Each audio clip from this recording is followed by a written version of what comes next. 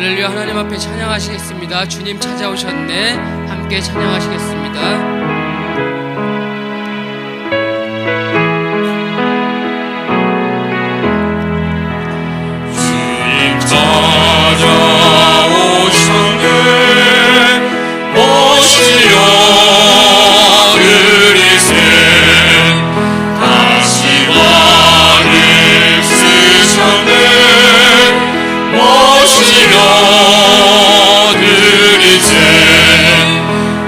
우리 죄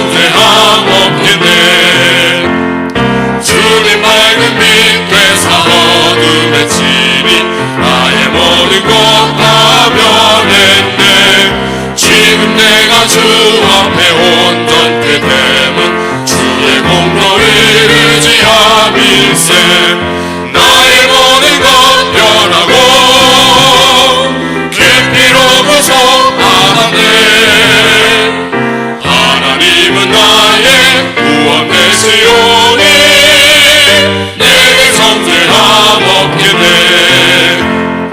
내게 성령 임하고 그 크신 사랑 나의 맘에 가득 채우며 모든 공포 내게서 물리치시니 내 맘 항상 주 안에 있겠네. 나의 모든 것 변하고 계피로 구속받았네. 하나님은 나의 구원 되시오니 내게 정죄함 없게 돼.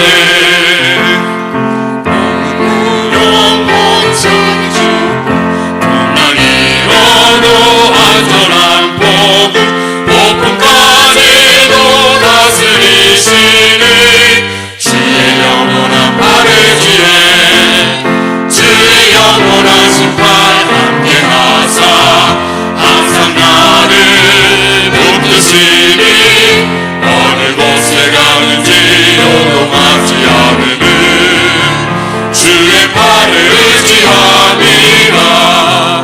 세상 친구들 나를 버려도 예수를 함께 동행함으로 주의 은혜가 충만하리니 주의 영원한 팔을 뒤에 주의 영원한 심판 함께 하사 항상 나를 붙드시니 어느 곳에 가는지 요동하지 않음은 주의 팔을 의지함이라.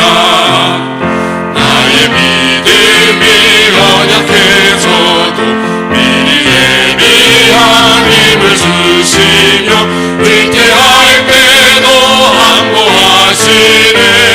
주의 영원한 팔을 뒤에 주의 영원한 심판 함께 하사 항상 나를 붙드시니 어느 곳에 가는지 요동하지 않음은 주의 팔을 의지함이라.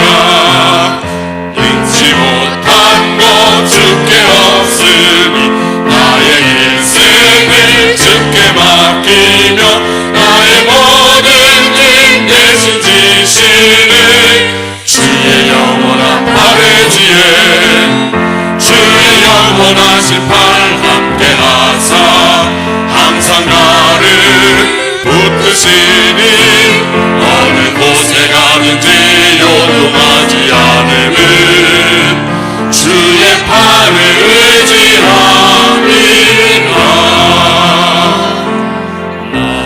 나 같은 죄인 살리신 주의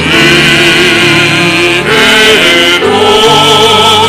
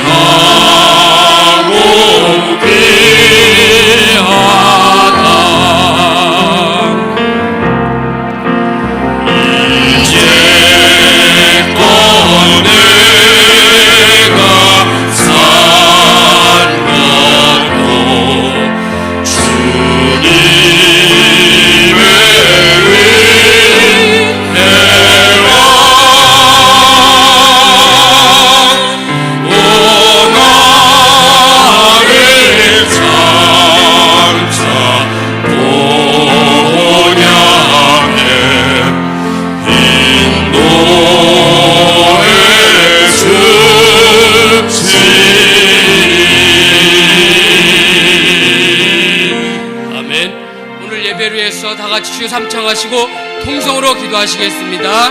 주여 주여 주여.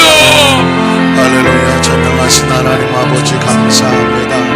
하나님께서 우리를 사랑하여 주셔서 독생자 예수 우리를 땅에 보내주시고 누구든지 저를 믿는 자마다 멸망하지 아니하고 영생을 얻는 하나님의 자녀가 되게 하시고 하나님의 나라에 들어가게 하시고 하늘나라의 생명을 얻게 하여 주시고 하나님의 법칙과 법도를 알게 하여 주시며 하나님의 말씀과 하나님의 마음에 관심을 두고 사랑하게 하시고 하나님의 생명으로 이제 하나님의 영을 가지고 이 땅의 삶을 살다가 하나님 아버지의 뜻대로 하나님 마음을 가슴에 품고 살다가 하나님의 거룩한 나라 향하여 가는 천국 백성 삼아주신 것을 감사합니다. 이 시간도 아름다운 새벽에 바람같이 불같이 생수같이 성령께서 운행하시고 인도하시고 역사하여 주시옵소서. 예수님 이름으로 기도드립니다. 아멘. 신앙 고백 드리겠습니다. 전능하사 천지를 만드신 하나님 아버지를 내가 믿사오며 그 외아들 우리 주 예수 그리스도를 믿사오니 이는 성령으로 잉태하사 동정녀 마리아에게 나시고 본디오 빌라도에게 고난을 받으사 십자가에 못 박혀 죽으시고 장사한 지 사흘 만에 죽은 자 가운데서 다시 살아나시며 하늘에 오르사 전능하신 하나님 우편에 앉아 계시다가 저리로서 산자와 죽은 자를 심판하러 오시리라. 성령을 믿사오며 거룩한 교회와 성도가 서로 교통하는 것과 죄를 사하여 주시는 것과 몸이 다시 사는 것과 영원히 사는 것을 믿사옵나이다. 아멘. 좋으신 하나님 감사합니다. 매일매일이 감사로 시작하고 감사를 고백하며 감사로 하나님을 찬양하고 감사로 하나님의 능력을 기대하며 감사 속에 하나님의 말씀을 가슴에 품고 그 말씀에 또 감사하여 하나님을 바라보고 예비한 우리 모든 성도님들에게 또 감사할 일이 넘쳐나는 축복의 하루가 되게 하여 주시옵소서. 이미 하나님께서 감사할 일을 또 예비하고 계신 줄로 믿사오니 순간마다 분차마다 성령님 인도하시고 운행하시고 함께하여 주셔서 이게 또 감사할 일이구나 저것도 감사할 일이구나 하나님의 늘 감사와 감격과 감동으로 살아가는 오늘 하루 되게 하여 주옵소서. 성령님 말씀하시옵소서. 우리가 기다립니다. 말씀 가운데 임재하시고 운행하시고 치료하시고 역사하시고 능력으로 옷 입혀 주셔서 주께서 원하시는 아름다운 축복의 증인들 되도록 사용하여 주시옵소서. 이른 아침부터 헌신하고 수고하신 아름다운 찬양의 인도팀과 반주팀을 축복하여 주시고 남녀 성계뿐만 아니라 우리 모든 하나님의 봉사와 헌신의 손길에 주님의 손으로 붙잡아 주시옵소서. 예수님의 이름으로 기도드립니다. 아멘. 하나님 말씀 요한복음 20장 19절로 23절까지 말씀이 되겠습니다. 요한복음 20장 19절로 23절의 말씀을 우리 함께 합독하도록 하겠습니다. 이날 곧 안식 후 첫날 저녁 때에 제자들이 유대인들을 두려워하여 모인 곳에 문들을 닫았더니 예수께서 오사 가운데 서서 이르시되 너희에게 평강이 있을지어다. 이 말씀을 하시고 손과 옆구리를 보이시니 제자들이 주를 보고 기뻐하더라. 예수께서 또 이르시되 너희에게 평강이 있을지어다. 아버지께서 나를 보내신 것 같이 나도 너희를 보내노라. 이 말씀을 하시고 그들을 향하사 숨을 내쉬며 이르시되 성령을 받으라. 너희가 누구의 죄든지 사하면 사해줄 것이요 누구의 죄든지 그대로 두면 그대로 있으리라 하시니라. 아멘. 할렐루야. 오늘도 예수님 안에서 좋은 날입니다. 기대가 있으십니까? 얼굴 표정은 별로 기대가 얼굴 표정으로 기대를 확 주세요. 여러분 기대가 있는 사람도 눈빛이 초롱초롱 하잖아요. 어떤 사람이 어떤 여자를 만나기를 원하느냐, 눈빛이 초롱초롱한 여자를 만나고 싶다. 또 세상의 취향은 특이 여러 가지지만 눈빛이 초롱초롱한 여자를 만나고 싶다라고 하는 어떤 이 총각의 고백을 들으면서 눈빛만 보는 사람도 있구나. 우리 솔로들 가운데 시집가려면 눈빛이 좀 초롱초롱하면 빨리 갈 것 같기도 하고. 눈빛이 초롱초롱하다는 얘기는 벌써 기대가 있는 거죠.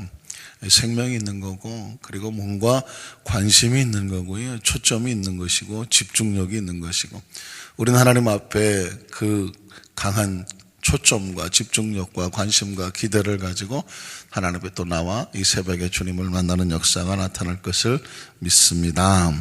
한번 따라 하실까요? 부활 후에 성령 충만을 명령하시는 예수님. 물론 성령 충만이라는 단어가 포커스이긴 하지만 부활 후에 이 성령 충만을 명령하셨다, 예수님의 모습을 한번 살펴보기를 원합니다. 여러분 최근뿐 아니라 지금 계속 해마다 총기 난사 사건 때문에 대한민국 군대가 아주 정말 위상의 땅에 떨어져서 너무 가슴 아프고, 요즘 뉴스에서 나온 걸 보니까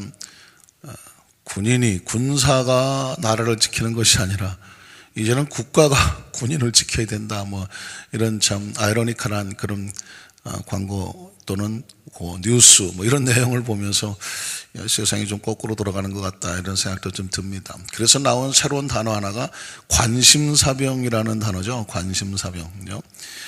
사실 요주의 인물 이런 의미를 가지고 있는데, 관심이라는 단어는 사실 그렇게도 쓸 수가 있다는 게 좀 가슴 아프긴 하지만, 원래 관심이라는 것은 마음으로 본다는 것 아니겠습니까? 그러니까 마음이 집중적으로 바라보는 것이니까 거기에는 굉장한 목적이 있고 가치가 있고 이유가 있고, 마음이 따라가니까 모든 게 따라가지 않겠습니까? 그래서 뭔가 집중력 있게 자신의 모든 생애를 걸고 바라볼 수 있을 정도로 어떤 굉장한 가치와 목적을 가지고 집중하는 것이 이제 관심이라는 의미를 가지고 있는데, 사실 우리는 오늘 말씀을 통해서 예수님은 어디에 관심 있으시냐, 여러분 관심 있으십니까? 예수님은 어디에 관심이 있으신지, 예수님의 관심으로 한번 따라가 보려고 합니다. 우리 작은 첫 번째로는 뭐냐면, 부활 이전에 예수님의 사역 속에서는 어떤 관심이 있었을까? 여러분 잘 아시는 거지만 제가 정리를 해드리는 거죠. 마태복음 4장 23절로 24절에 보면 예수님이 처음 사역을 하시면서 가지셨던 관심은 이런 것이었습니다. 예수께서 온 갈릴리에 두루다니사 그들의 회당에서 가르치셨습니다. 천국 복음을 전파하셨습니다. 백성 중에 모든 병과 모든 약한 것을 고쳐주셨습니다. 24절에 보면, 그래서 그의 소문이 온 수리아에 퍼졌습니다. 사람들이 모든 앓는 자, 곧 각종 병에 걸려서 고통을 당하는 자, 귀신 들린 자, 간질하는 자, 중풍병자들을 데려오시니 그들은 다 고침을 받았습니다. 자, 그러니까 이것이 소위 말하는 예수님의 3대 사역이라고 말하는데, 뒤집어 말하면 예수님의 3대 관심이입니다. 그래서 천국, 또 킹덤 오브 갓, 하나님의 나라, 또 하늘의 나라, 하나님, 그렇죠, 천국을 가르쳐 주셨습니다. 그리고 그 천국에 대한 복음을, 기쁜 소식을 전파해 주셨고요. 그리고 그 천국 생명을 가지고 모든 병든 자를 고쳐주셨다. 이게 예수 그리스도의 사역의 세 가지 관심이었습니다. 자, 이 사역을 하시고 일주일 앞두고 이제 예수님의 십자가를 앞두고요, 십자가의 고난을 앞둔 예수님의 관심은 뭐였냐면 요한복음 11장 23절로 26절이었습니다. 이제는 사역의 관심이 바뀌어 나갑니다. 하나님의 복음을 선포하신 예수님께서 십자가를 앞두고는 그 관심이 또 다른 쪽으로 옮겨지게 되는데, 같이 한번 읽어볼까요? 예수께서 이르시되 네 오라비가 다시 살아나리라. 마르다가 이르되 마지막 날 부활 때에는, 부활이라는 단어를 슬쩍 마르다가 고백을 하죠. 내가 다시 살아날 줄, 그 오빠가 다시 살아날 줄을 내가 압니다. 그러니까 25절에 보니까 예수께서 이르시되 나는 부활이다 라고. 하나님의 나라의 복음을 선포하셨던 예수님의 관심이 십자가의 죽음을 앞두고는 이제 예수님께서 우리에게 새로운 관심을 선포하시는데, 그것은 뭐냐면 부활이죠. 나는 부활이요 나는 생명이다. 나를 믿는 자는 죽어도 살겠고 무릇 살아서 나를 믿는 자는 영원히 죽지 아니할 것인데, 우리가 무엇을 해야 됩니까? 이것을 믿느냐라고. 죽음 앞에서 절망하는 마르다와 마리아 앞에, 그리고 심지어 나사로 앞에 그 죽음을 뛰어넘는 부활과 생명을 선포하시고, 뿐만 아니라 부활과 생명을 너희가 믿느냐라고 우리에게 도전해 주고 있습니다. 그러니까 죽음 앞에서 가장 절망 앞에서 우리의 관심은 뭐냐면 예수님의 관심도 부활과 생명이셨다는 것입니다. 자, 그리고 나서 예수님께서는 이제 부활을 하셨죠. 부활하시고 난 다음에 어떻게 하시냐면 예수님의 관심은 이렇게 바뀌죠. 요한복음 16장 5절로 7절에 이미 부활 전에, 예수님의 사역 전에 이 부활과 생명을 가지고 부활 후에 어떤 관심을 가지실 것인지를 우리에게 가르쳐 준 것인데요. 같이 읽어볼까요? 지금 내가 나를 보내신 내게로 가는데, 그게 뭘까요? 예수님의 죽음, 부활, 그리고 승천까지 이 땅의 사역을 마무리 치고 하나님의 나라로, 아버지께로, 나를 보내신 얘기로 돌아가고 나면 그 중에 어떤 일이 벌어질 것을 보여주는 거죠. 그래서 너희 중에서 나더러 어디로 가는지 묻는 자가 없음. 어디로 가는지 묻는 자가 없는 것은 뭐냐면, 어쩔 수 없이 제가 또 3차원 4차원 얘기를 하게 되는데, 예수님은 4차원의 하나님의 나라에서 오셨고 3차원에서 아까 말씀하신 3대 사역을 하시고, 그리고 부활을 선포하시고, 그 다음에 이제 부활하시고, 그렇죠? 그래서 사역을 마치고 다시 하나님의 나라, 4차원의 나라로 돌아가시죠. 돌아가시는데 이 4차원의 신앙과 4차원의 세계와 하나님 나라 알지 못하는 사람은 예수님이 어디로 가는지 관심도 없고 내용도 모르고 이해도 안 되니까 뭣도 안 해요? 물어보지도 않아요. 그래서 오히려 너희가, 내가 이 말을 함으로 내가 아버지께로 간다고 하니까 너희 마음에 뭐가 가득해요? 근심이 가득해요. 결국은 이 죽음이라는, 이별이라고 하는 3차원의 단절이라고 하는 것에서 다 끝나버려서 희망이 없고 비전이 없고 꿈이 없고 슬픔과 절망과 낙심 속에 있는 이 땅의 사람들에게 예수님께서 하시고 싶은 얘기는 뭐냐면, 이 나라가 다가 아니고 다른 나라가 있고 하나님의 나라가 있고 새로운 나라가 있고 영의 나라가 있고 3차원이 아닌 4차원의 나라가 있고 천국이 있다는 것을 우리 마음속에 새겨주시려고 하는 거죠. 그래서 7절에 보니까 뭐라고 말합니까? 그러나 내가 너에게 실상을 말하는 거예요. 실상이 뭐냐면, 실제로는 어떤 일이 벌어지느냐면, 내가 떠나가는 것이 너희에게 유익이야. 떠나간다는 게 무엇입니까? 이 땅에 사역을 마치고 죽으시는 거거든요. 예수님이 죽으시는 것, 다른 말로 말하면 이제 3차원의 모든 사역을 마치고 4차원의 하나님의 나라로 가는 것이 3차원에 남아있는 모든 제자들과 크리스찬들에게는 유익이다, 더 좋은 일이라고 말을 합니다. 사고를 바꾸고 의식을 바꾸고 생각을 바꿔주는 것이죠. 왜냐하면 내가 떠나가지 아니하면 보혜사가 너희에게로 오시지 아니할 것이다. 그러니까 예수님께서 이 땅의 사역을 마치고 하나님의 나라로 돌아가시면 그래야 다음 사역이 이어지게 되는데, 그 다음 사역은 무슨 사역이냐면 보혜사 성령의 사역이거든요. 그러니까 예수님의 사역이 떠나고 나면, 이제 그 마치고 나면 또 다른 사역이 우리 가운데 이어지게 되는데, 그것은 바로 성령님을 보내주시겠다는 것입니다. 여기서 예수님의 관심은 뭐냐면, 제자들에게 예수님이 떠나신 난 다음에 그 후에 제자들에게 보내주실 성령에 대해서 관심을 돌리고 계시고, 그래서 성령을 가르쳐 주시고 계시고, 성령을 약속해 주시고 계시고, 성령을 강조하고 있는 것을 볼 수가 있습니다. 자, 다시 그 절을 한번 다시 띄워봐 주세요. 그 절에 보면 뭐라고 했냐면, 너희에게 보혜사 오시지 않을 것이고 가면, 그죠? 내가 가면 내가 그를 너희에게 어떻게 할 것이다? 보내주실 것이다 라고 말씀했습니다. 그러니까 여러분, 예수님의 사역을 부분적으로 볼 수도 있지만, 이게 넓게 예수님이 땅에 오셔서 하나님 나라를 전파하시고 가르치시고 병을 고쳐주시고, 그래서 회개해야 된다, 하나님의 나라로 들어와라 라고 가르쳤잖아요. 그 다음에 들어와 있는 그리스도의 백성들에게 이제는 부활과 생명을 선포하셔서 이 땅의 전부가 다가 아니라 죽음 앞에서도 절망하지 마라, 나는 부활이고 내가 생명이다, 내가 네 생명을 가진 자는 죽어도 살겠고 살아서 믿는 자는 영원히 죽지 아니할 것인데 네가 믿을 수 있겠느냐라고 도전을 하셨죠. 그리고 이제 예수님의 마지막 그 사역이 땅에 지나시고 난 다음에 우리에게, 우리와 함께 하시는 성령에 대해서 말씀을 하셨죠. 기가 막히지 않습니까? 별로 안 놀라십니까? 저는 깜짝 놀랐어요. 예수님의 사역을 마치 돋보기로 보는 것도 현미경처럼 집중적으로 볼 수도 있지만 위에서 이렇게 내려다보면서 예수님의 사역에 관심이 이렇게 흘러가고 있는 것을 발견하면서, 그러면 이제 지금 이 시대 속에서는 우리에게 하나님 예수님 우리 어떤 관심을 갖고 계시냐면, 우린 복음도 알고 부활과 생명도 이미 겪고 알고 있으니까 이제 우리의 최대의 관심은 성령이에요. 성령. 예수님이 약속하시고 보내주시게 하셨던 성령이죠. 자, 그래서 예수님께서는 이 성령의 약속을 주셨죠. 요한복음 아까 16절 5절 7절로 말씀하셨고요. 이제 예수님이 하신 부활 이후에 가장 강력한 관심과 명령은 오늘 성경 본문에 우리 또다시 성령이라는 것을 발견하게 되는데, 먼저 부활하신 예수님이 제자들에게 하셨던 말씀, 요한복음 20장 19절 기억하십시오. 오늘 예수님 부활하시고 제자들이 처음 하셨던 말씀이에요. 이날 곧 안식구 첫날 저녁 때 제자들의 유대인들을 두려워하여 모인 곳의 문들을 닫았더니 예수께서 오사 가운데 서서 이르시되 너희에게 뭐가 있을지어다? 평강이 있을지어다. 한번 따라 하실까요? 너희에게 평강이 있을지어다.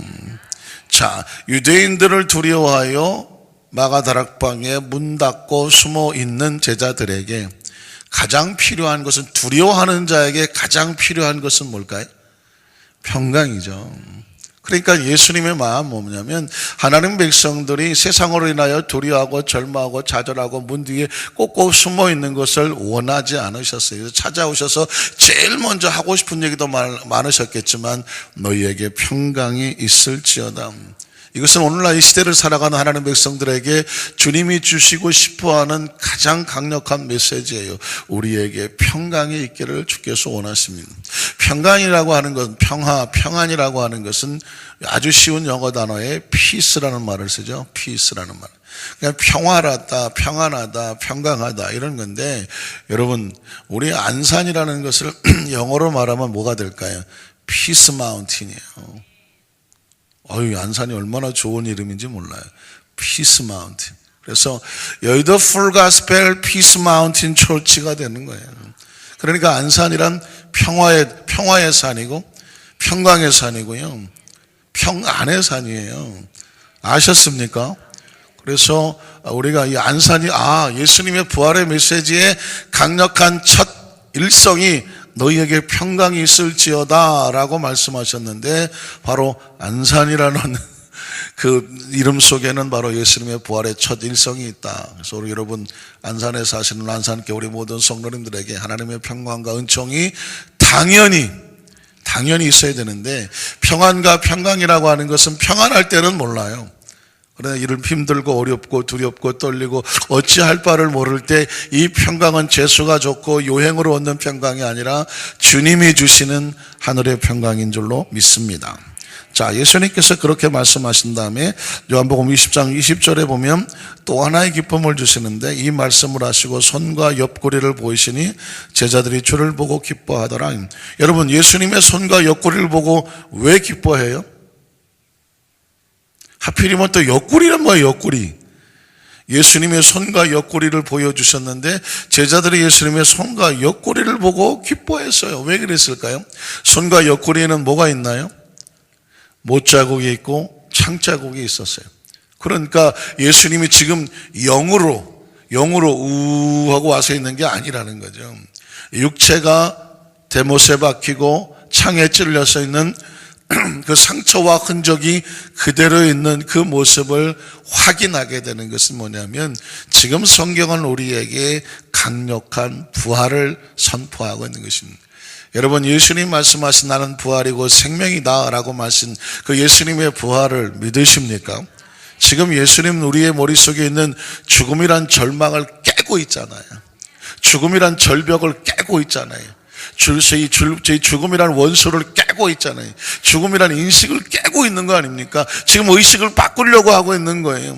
제자들이 눈으로 보고 만져보면서 깜짝 놀라지 않습니까? 죽어도 사는구나.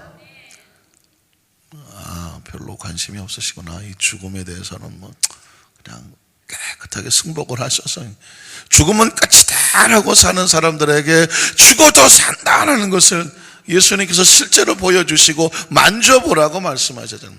손과 옆구리를 확인하고 기쁨이. 그래서 아까 말씀하신 너에게 평강이 있을지어다가 피스라고 한다면 이 부활의 주님을 만져보고 체험하고 느끼는 기쁨은 바로 조이라고 말할 수가 있겠죠. 조이는 여러분, 조이라고 하는 생명과도 아주 글자가 좀 비슷한 의미가 있는데, 그래서 예수님은 우리에게 오시면 피스와 조이, 기쁨과 평강을 주는 것입니다. 오늘 예수님을 믿음으로 우리 성도들에게는 평강이 넘쳐나고, 평강이 넘쳐난 마음이 뭐가 생겨요? 기쁨이 생겨나요. 그래서 여러분, 우리 교회 성도들이 어디를 갔다 놓으면 막 기쁨이 넘쳐야 되는데, 기쁨이 넘치는 사람의 눈빛이 초롱초롱하고 반짝반짝 빛나야 돼요. 여러분, 예수님 안에서 이 기쁨이 넘치시기를 주님의 이름으로 축원합니다. 요한복음 20장 24절 29절을 보면 아주 중요한 말씀 하나가 이런 게 나오는 거죠. 우리는 예수님의 옆구리를 못 만져봤다. 우리는 예수님의 손에 구멍 뚫린 것을 못 만져봤다 라는 사람들을 향하여 예수님이 주셨던 말씀인데요. 같이 한번 읽어볼게요. 12제자 중에 하나로서 디드모라고 불리는 도마는 예수께 오셨을 때 함께 있지 않아서 옆구리와 손을 보지를 못했어요. 다른 제자들이 그 이르되 우리가 주를 보았노라. 보니 도마가 이르되 나는 그의 손에 못자국을 보며 내 손가락을 그 못자국에 넣으며 내 손을 그 옆구리. 나는 또 이렇게 예수님의 손과 옆구리가 중요한 줄 몰랐어요. 도마는 악착같이 손에 못자국과 옆구리에 창자국을 손에 넣어보겠다고는, 넣어보지 않고는 믿지 아니하겠다. 혹시라도 또 컴퓨터 그래픽으로 만들었을지 모르니까 내 손으로 집어넣어보겠다고 말하죠. 이 얘기는 뭐냐면 가상도 아니고 꾸밈도 아니고 전설도 아니고 신화도 아니고 실제적인 사건이라는 것을 우리에게 지금 외치고 있는 거죠. 우리를 대신해서 도마가 그 역할을 하고 있는 거죠. 여드레를 지나서 제자들이 다시 집 안에 있을 때에 도마도, 그 의심 많은 도마도 함께 있고 문들이 닫혔는데 예수께서 오셔서 가운데 서서 이르시되 너희에게 뭐가 있을지어다? Peace, 안산이 있을지어다. 너에게 평안한 평강이 있을지어다. 도마에게 이르되 내 손가락을 이르 내밀어 내 손을 보고 내 손을 내밀어 내 옆구리에 넣어보라. 그리하여 믿음 없는 자가 되지 말고 믿는 자가 되라. 가슴이 뜨끔하죠? 우리는 안 만져봤는데 믿을 수 있을까? 그랬더니 28절에 도마가 대신 만져봤어요. 도마가 대답하되 나의 주님이시요 나의 하나님이십니다. 인간이라는 것이 얼마나 간사하고 나약한지 어떤 인간의 능력을 초월하는 것만 보면 그냥 꼬꾸라지는 거예요. 그래서 여러분 4차원이 필요한 거예요.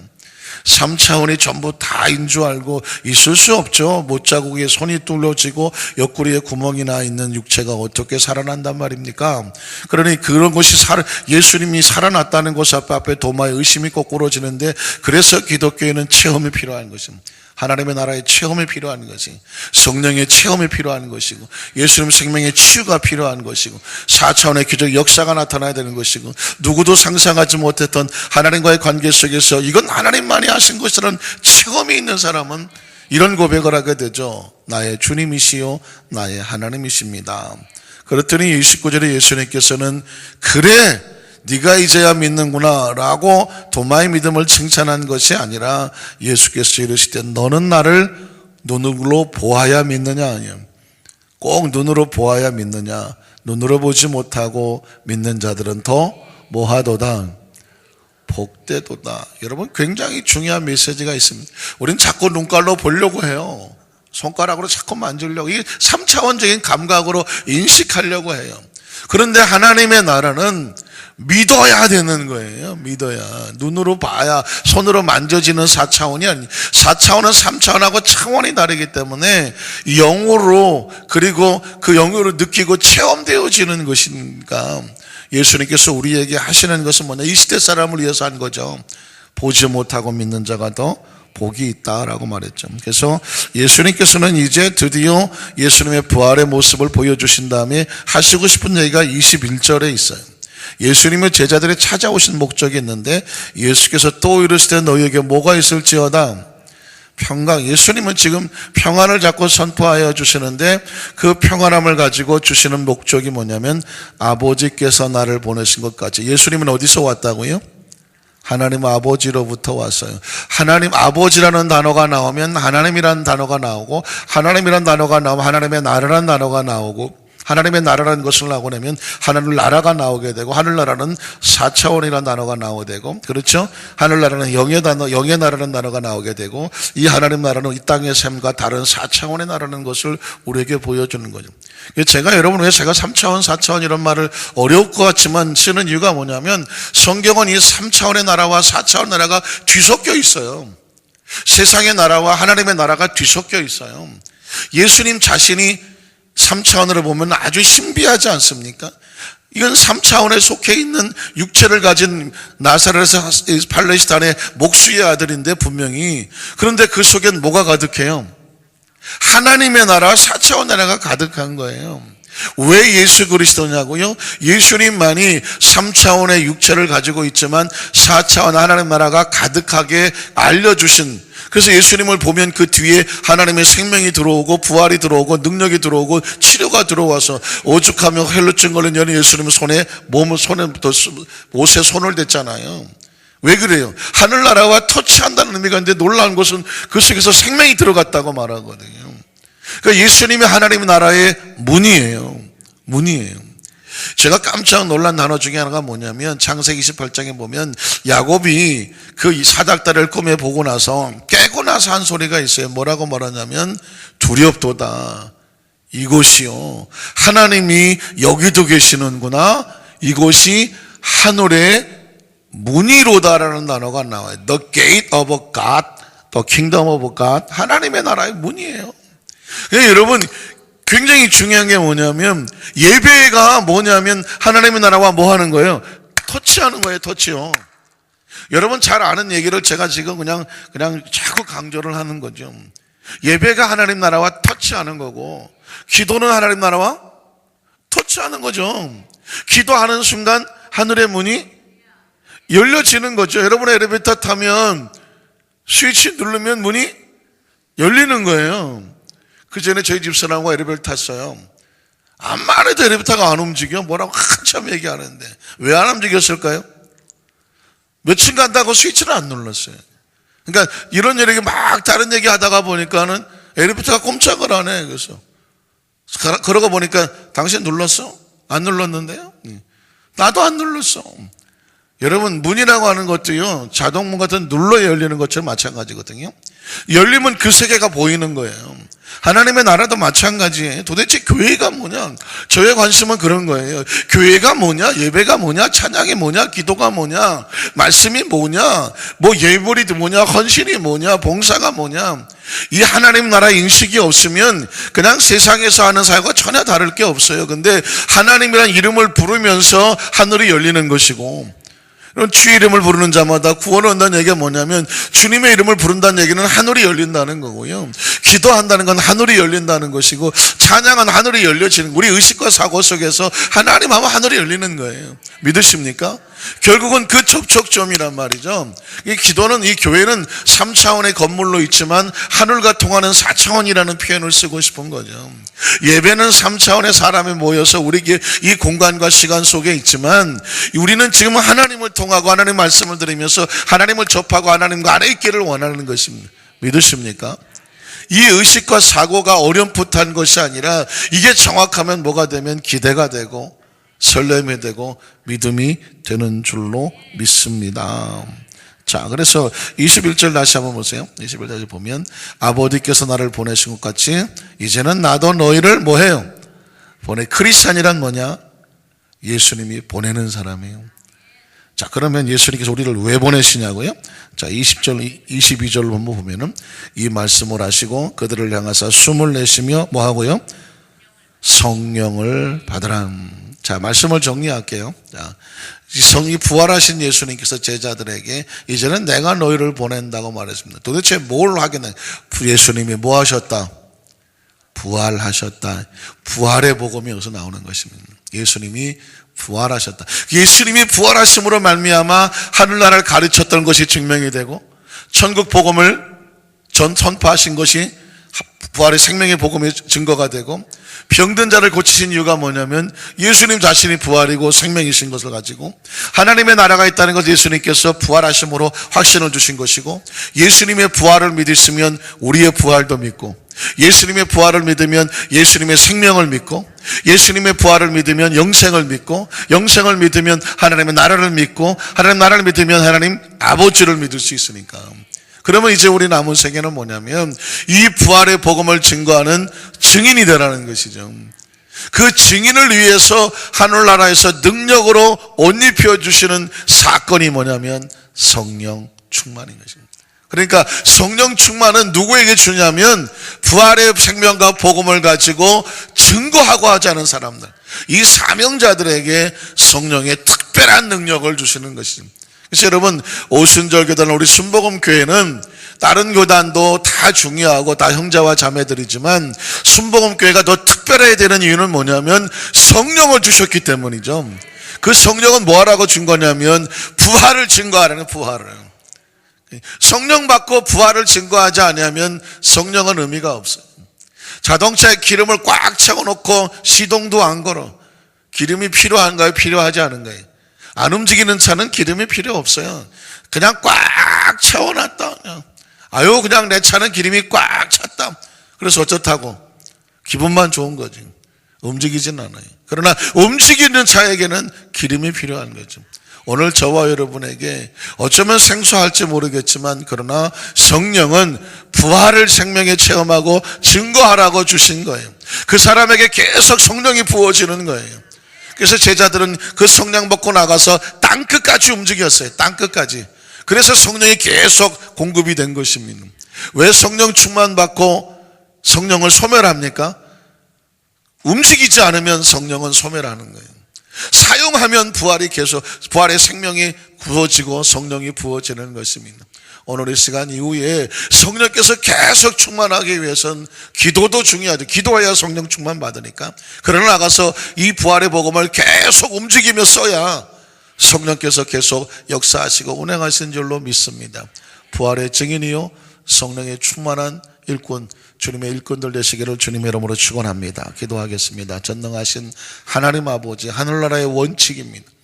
예수님이 가져오신 부활과 생명, 이제는 너희도 부활과 생명을 가졌으니 그 부활의 생명을 세상에 나가서 증거하며 하나님의 나라가 있다, 하나님이 있다, 하나님의 아버지가 있다, 그리고 그분에게 예수의 부활과 생명을 우리에게 주셨다, 예수를 믿는 자에게 부활과 생명을 갖게 된다. 이 땅의 전부 다가 아니라 이 땅을 떠나면 하나님의 나라가 있고 이 땅에 있는 동안에 하나님의 나라를 누릴 수 있다. 그것을 함께 누리고 전파하는 자에게 성령의 능력을 주시니 우리 모든 성도들에게 이 부활의 생명과 성령의 능력으로 충만케 하여 주시옵소서. 부활의 생명은 질병을 고쳐내지 않겠습니까? 부활의 생명을 가진 성도들에게 육체의 질병이 떨어져 나가게 하여 주시옵시고, 부활의 생명을 가진 성도들에게 마음의 질병이 떨어져 나가게 하시고, 정신적인 질병이 떨어져 나가게 하시고, 의욕을 잃어버리고 가치를 잃어버리고 관심을 잃어버리고 의기소침하고 그리고 낙심하고 세상에서 혹시라도 꿈과 비전을 잃어버려서 주저앉으려고 하는 성도들에게 예수님의 부활과 생명을 가지고 오히려 세상을 당당하게 펼쳐져 나가고 영향을 미칠 수 있는 우리 성도님들, 세상에 손댈 수 없는 평강을 가진, 기쁨을 가진 우리 안산교회 성도님들 되게 하여 주시옵소서. 예수님 이름으로 간절히 축복하고 기도드리옵나이다. 아멘. 하늘에 계신 우리 아버지요, 이름이 거룩히 여김을 받으시오며 나라가 임하시오며 뜻이 하늘에서 이루어진 것 같이 땅에서도 이루어지이다. 오늘 우리에게 일용할 양식을 주시옵고 우리가 우리에게 죄 지은 자를 사하여 준 것 같이 우리 죄를 사하여 주시옵고 우리를 시험에 들게 하지 마시옵고 다만 악에서 구하시옵소서. 나라와 권세 영광의 아버지께 영원히 있사옵나이다. 아멘. 우리 두 손을 가슴에 얹습니다. 잠시 묵상으로 기도합니다. 사랑하는 성도 여러분, 오늘 말씀은 예수 그리스도의 사역의 처음부터 마지막까지 부활이요 그리고 다시 오실 때까지 우리에게 주님의 관심이 무엇인지를 가르쳐 주었습니다. 하나님의 나라를 알아라. 그 나라를 가슴에 품고 그 나라 속에 들어가라. 그 나라에는 부활과 생명이 있다. 부활과 생명을 전하는 자가 되라. 부활과 생명을 전하는 자에게는 성령을 보내주실 것이다. 이 가사를 우리의 예수님의 사역의 모습을 가슴에 끌어안고 이 시대 마지막 시대 삶을 우리 모두에게는 성령 충만이 필요한데 이 충만받고 부활의 증인되는 삶을 살게 될 때 우리 속에 영혼육에 주님의 인도하신 하나님 나라가 임하게 될 것을 믿습니다. 오늘 말씀을 시작하며 주여 삼창하고 통성으로 기도합니다. 주여 주여 주여. 할렐루야. 전능하신 하나님, 우리 주님의 이름을 부르면서 하늘이 열리는 것을 믿습니다. 주님의 이름을 부르면서 하나님 나라가 임하는 것을 믿습니다. 주님의 이름을 부르면서 주님의 나라가 통하는 것을 믿습니다. 하나님의 거룩한 성령께서 바람같이 불같이 생수같이 우리 가운데 성령의 능력으로 임재하여 주시고 부활의 생명을 선포하시는 성령님 오늘도 임재하시옵소서. 부활의 능력으로 임하시옵소서. 그 생명의 능력으로 충만히 하여 주시옵소서.